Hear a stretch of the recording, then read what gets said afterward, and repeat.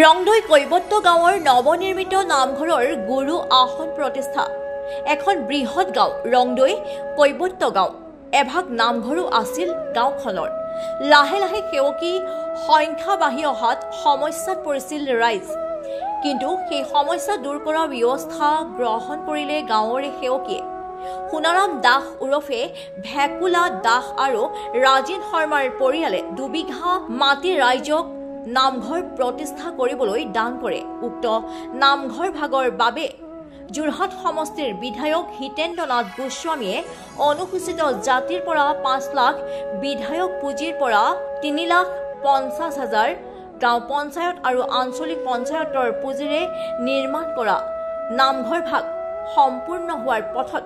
সেয়েহে অহা 12 আৰু 13 জুনত দুদিনীয়া কাৰ্যসূচীৰে নৱনিৰ্মিত নামঘৰ ভাগৰ গুৰু আসন প্ৰতিষ্ঠা কৰা হ'ব। 12 জুনত পুৱা পৰিৱেশ নিকা, বন্তিৰ প্ৰজ্বলন, ধৰ্মধ্বজা উত্তোলন, গছপুলি ৰোপণৰ অন্তত নামঘৰৰ দুৱাৰ উন্মোচন কৰিব শ্ৰী শ্ৰী চিপহা সত্ৰ মধুপুৰৰ জগন্নাথ গোস্বামীয়ে। তাৰ পাছতেই গুৰু আসন প্ৰতিষ্ঠা কৰিব গৌৰীকান্ত মহন্ত ঢাপলিয়াল সত্ৰ নামতি শিৱসাগৰ।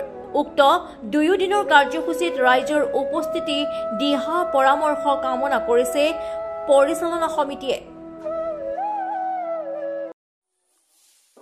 আজি আমাৰ ৰংদৈ যিটো আমাৰ কৈবত্য গাঁৱৰ নামঘৰ, পুৰণা নামঘৰ, সেই নামঘৰ ভাগি আমি মাটিৰ অভাৱত ৰাইজে এটা সিদ্ধান্ত কৰিলে। সিদ্ধান্ত মৰ্মে আমাৰ 2জন ব্যক্তি ওলালে, ভূমিদান কৰিলে। সেই ভূমিদান কৰা ব্যক্তি 2জন হ'ল সোণাৰাম দাস ওৰফে ভেকুলা দাস আৰু ৰাজন শৰ্মা পৰিয়ালে আমাক 2 বিঘা মাটি দান দিলে। সেই 2 বিঘা মাটি দান দি আমি নৱনিৰ্মিত নামঘৰটো আমি স্থাপন কৰিছোঁ। সেই স্থাপন কৰোঁতে আমাক বিধায়ক মহোদয়ে অনুসূচিত জাতি ফাণ্ডৰ পৰা 5 লাখ টকা পুঁজি দিছিলে আৰু আমাৰ তেখেতৰ নিজৰ MLA বিধায়ক পুঁজিৰ পৰা 3.5 লাখ টকা দিছিলে। 3.5 লাখ টকা দি সেই আমাৰ গৃহটো আমি স্থাপন কৰিছোঁ।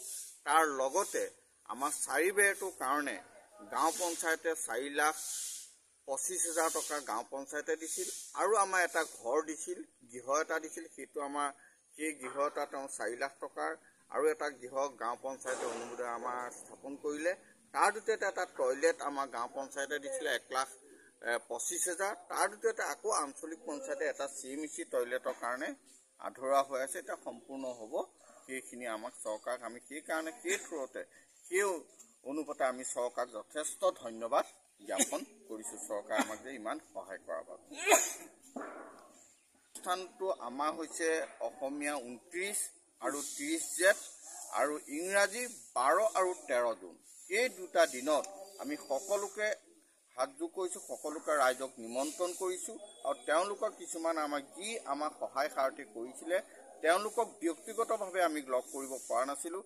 সেই আমাৰ যিটো আমাৰ নিউজৰ চেনেলৰ থ্ৰুদি তেখেতলোকক আমি নিমন্ত্ৰণ কৰিছোঁ। তেওঁলোকে সেই 2 দিনৰ কাৰ্যসূচীয়ে আমাৰ অনুষ্ঠানত আমাক সহায় সাৰথি কৰিব বুলি আশা কৰিলোঁ। Bureau report, news now 24/7।